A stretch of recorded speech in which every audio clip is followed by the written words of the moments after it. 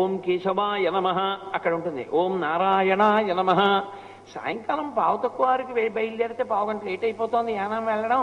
5:30కి బయలుదేరితే 5:30కి అవుతుందా? సంధ్యావందనం అవ్వాలి, స్నానం అవ్వాలి, ఆఫీస్ నుంచి రావాలి, పంచ కట్టుకోవాలి, కారు ఎక్కాలి. ఎక్కడవుతాయి ఇన్ని? తప్పదు, పావుగంట లేట్ అయితే అయింది. మనం ఏం చేయగలం? ఇంకంతకన్నా మన చేతిలో లేదు. ఈలోగా మామాలన్నీ అయిపోయాయి. ఇది ఎక్కడుంది? యానం 6:30కి వెళ్ళడానికి ఏం చెయ్యొచ్చు అన్నది ఆలోచిస్తోంది. అంటే ఇది కారు, పంచ కట్టుకోవడం, ఇవన్నీ ఇది ఆలోచిస్తోంది.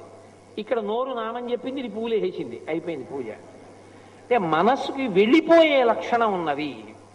వెళ్ళిపోయే లక్షణం ఉన్న మనసు చంచలత్వము, అది కదిలి వెళ్ళిపోతుంది. ఎప్పుడు అది నిలబడదు ఒక చోట. అమ్మవారి కన్నులు నిలబడవు, ఇలా తిరుగుతుంటాయి. తిరిగే అలవాటు ఉన్నటువంటి అమ్మవారి కన్నులను ఎవడు ధ్యానం చేస్తాడో వాడికి మనసు నిలబడడం అలవాటు అవుతుంది. అది చిత్రం కాదు?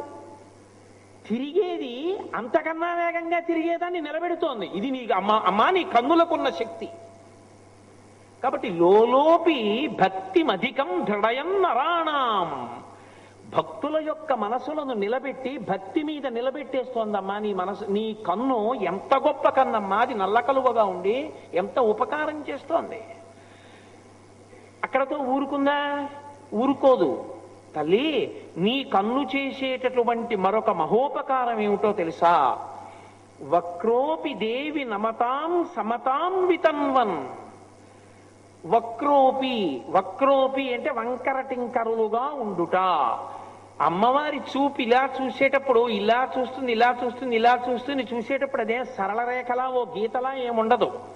ఇలా ఇలా ఇలా ఇలా చూస్తుంది, వంకర వంకరగా ఉంటుంది కదా. మరి చూపు ఇలా తిప్పినప్పుడు ఇలా వంకరగా తిరిగిందా లేదా?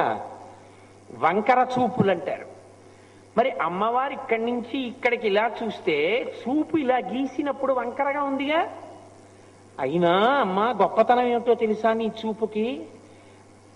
ఇలా తిప్పినప్పుడు ఇలా పడ్డ నీ చూపు ఎవరి మీద పడుతోందో, ఎవడు భక్తితో ఆ చూపులలో పడుతున్నాడో వాడికి నమతాం, నీకు నమస్కరించి నీ కన్నుల చూపుల మీద పడేటట్టు నిలబడిన వాడు సమతాం వితన్వన్.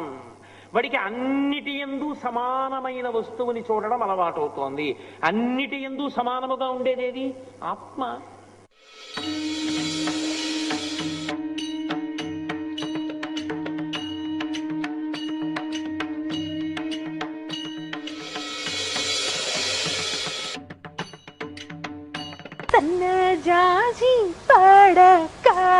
ఏ మాడి పండు, అవురా అవురా ప్లీజ్ తెలియని వాళ్ళకి తగలకే వెళ్ళి.